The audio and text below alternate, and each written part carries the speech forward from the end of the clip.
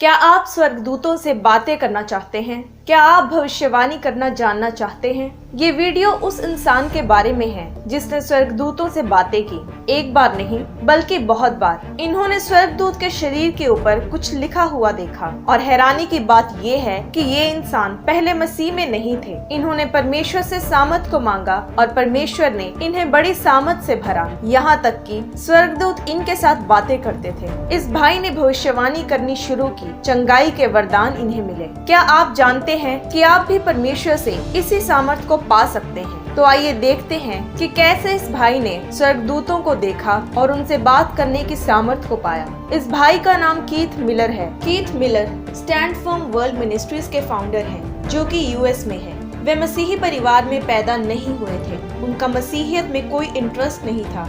उनकी पत्नी बहुत बीमार थी। उन्हें ऐसी बीमारी थी जिसका कोई इलाज नहीं था। एक दिन उनकी पत्नी की तबीयत बहुत ज्यादा खराब हो गई और वह डॉक्टर के पास गई थी। उस वक्त कीथ अपने घर वापस जा रहे थे और कार ड्राइव करते वक्त वह एकदम से प्रार्थना करने लगे। हालांकि उन्हें ये भी नहीं पता था कि प्रार्थना कैसे करते हैं या फिर वह प्रार्थना क्यों कर रहे हैं।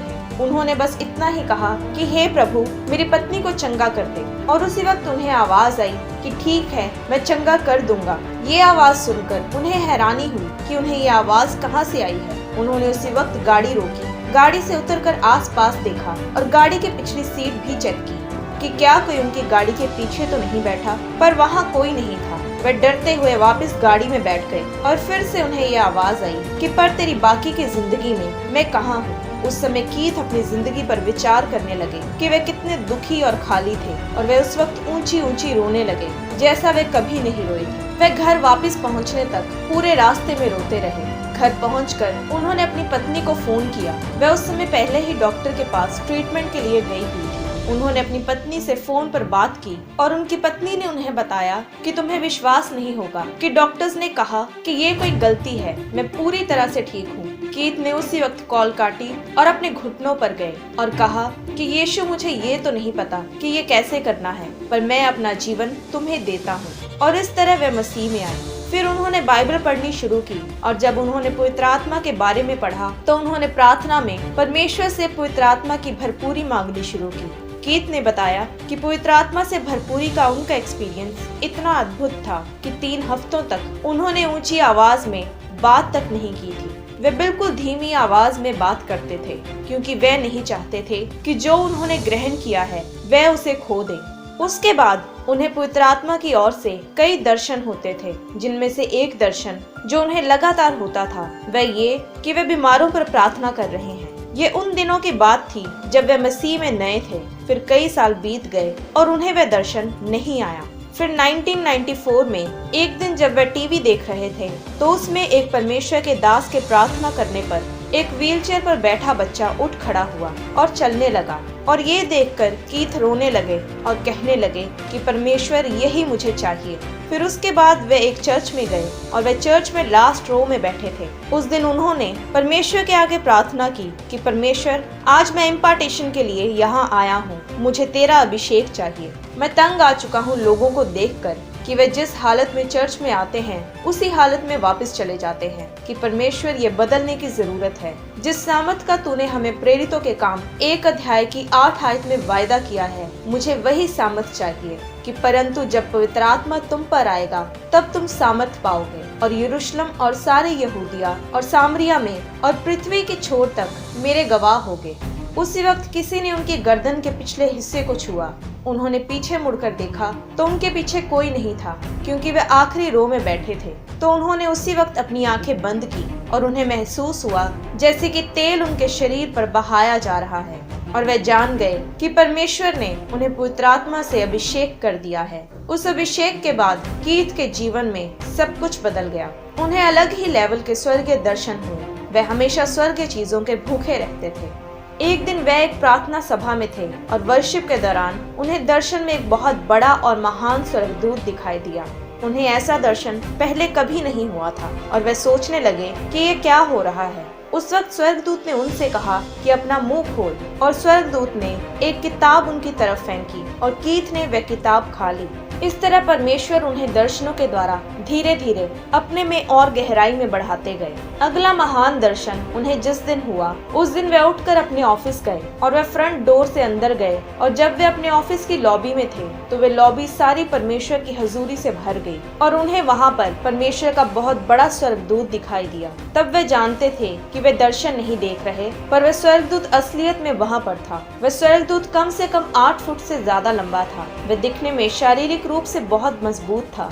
वे उसी वक्त डर कर अपने ऑफिस रूम की तरफ दौड़ गए। उस वक्त वे ये प्रार्थना करते थे कि परमेश्वर, जब मैं बाकी शहरों और राज्यों में जाऊं तो मैं सिर्फ एक संदेश का ही प्रचार नहीं करना चाहता, बल्कि मैं चाहता हूं कि मैं वह प्रचार करूं जो कि उस जगह के लोगों में तेरा राज्य बनाए। मुझे तेरी सलाह चाहिए परमेश्वर। उस दिन जब स्वर्गदूत को देखकर वे अपने ऑफिस में दौड़े तो परमेश्वर जैसे स्वर्ग में स्क्रीन्स को खोलने लगे और कीथ को वह सब कुछ नजर आने लगा। और परमेश्वर ने उनसे कहा कि अब से तुम्हें मेरी सलाह मिलेगी।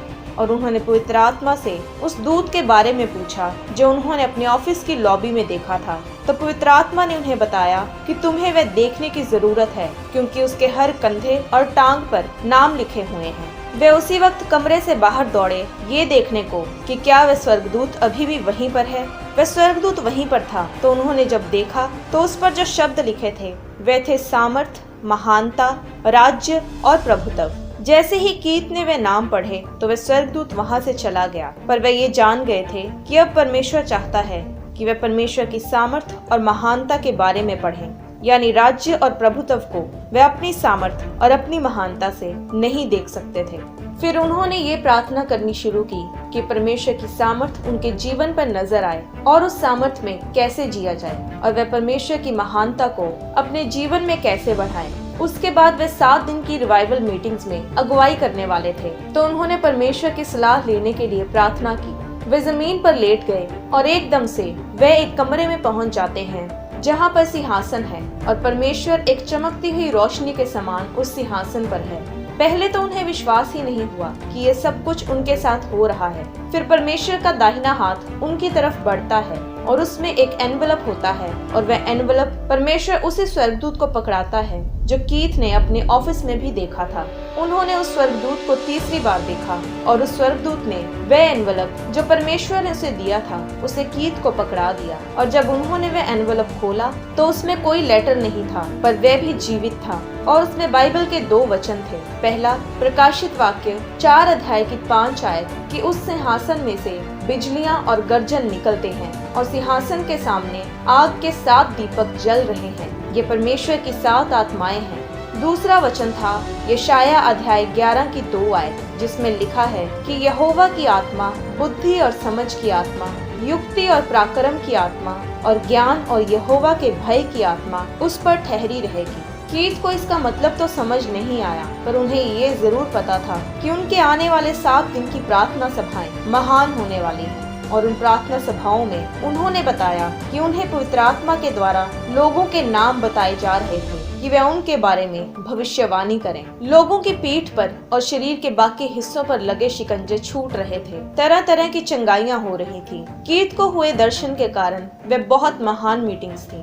उन मीटिंग्स के बाद उन्होंने उन वचनों को स्टडी करना शुरू किया जो परमेश्वर ने उस एनवेलप में दिए थे और उससे उन्होंने पवित्र आत्मा के 7 फ्लोज को स्टडी करना शुरू किया। और जैसे वे प्रार्थना में पूछते थे कि यीशु मसीह पवित्र आत्मा को इतना ज्यादा कैसे जानते हैं, इसका उत्तर उन्हें प्रकाशित वाक्य 3 अध्याय की 1 आयत में लिखा मिला कि जिसके पास परमेश्वर की 7 आत्माएं हैं, यानी वे यीशु मसीह है जिसके पास परमेश्वर की 7 आत्माएं हैं। हर एक विश्वासी जो पवित्र आत्मा से भरा है उसे पवित्र आत्मा के इन 7 बहावों को समझना बहुत जरूरी है, क्योंकि पवित्र बाइबल यूहन्ना 7 में लिखा है कि जो मुझ पर विश्वास करेगा, जैसा पवित्र शास्त्र में आया है, उसके हृदय में से जीवन के जल की नदियां बह निकलेंगी। ये वही नदियां थी जिनके बारे में पौलुस प्रेरित ने इफिसियों 1 अध्याय की 17 आयत में लिखा है कि परमेश्वर तुम्हें अपनी पहचान में ज्ञान और प्रकाश का आत्मा दे।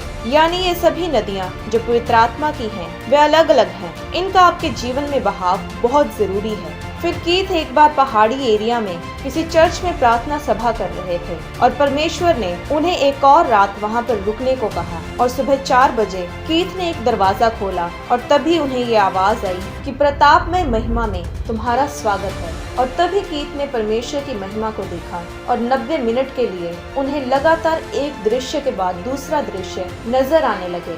वहाँ उन्होंने स्वर्गदूतों की मंडलियों को देखा, ऐसी महान चीजें देखी जो शब्दों में बयान नहीं की जा सकती। उन्होंने 4 रोशनियों को गुजरते हुए देखा, जो कि उन्होंने बताया कि जैसा यहेजकेल 1 अध्याय में भी बताया गया है कि वे सराफीन थे जो चमकती बिजली के समान थे और वे लगातार उन दृश्यों को देखते रहे। आज प्रभु यीशु मसीह के लहू बहाए जाने के कारण यही सामर्थ हमारे लिए भी उपलब्ध है। दूसरा पतरस 1 अध्याय की 17 आयत में बताया गया है कि जब उन्होंने पवित्र पहाड़ पर परमेश्वर की आवाज सुनी थी तो वह प्रताप में आवाज थी। लिखा है कि उस प्रताप में महिमा में से ये वाणी आई कि ये मेरा प्रिय पुत्र है जिससे मैं प्रसन्न हूँ। भजन संहिता 145 की 5 आयत में लिखा है कि मैं तेरे ऐश्वर्य की महिमा के प्रताप पर ध्यान करूंगा। इसका मतलब है अपने मन को, अपने दिल को इस पर लगाना, उसी को सोचना, उसी को खाना, यानी महिमा के प्रताप पर अपना सारा ध्यान लगाना, क्योंकि वह महिमा के प्रताप को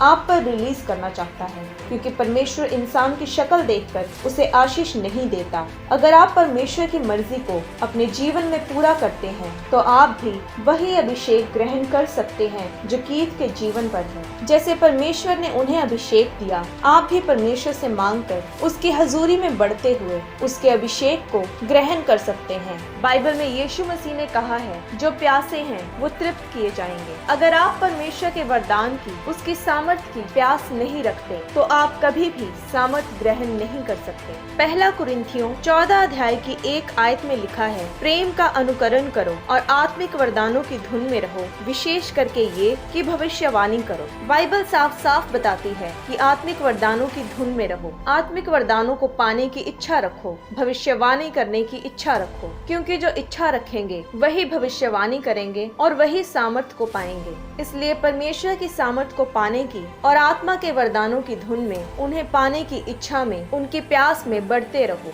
परमेश्वर आपको आशीष दे।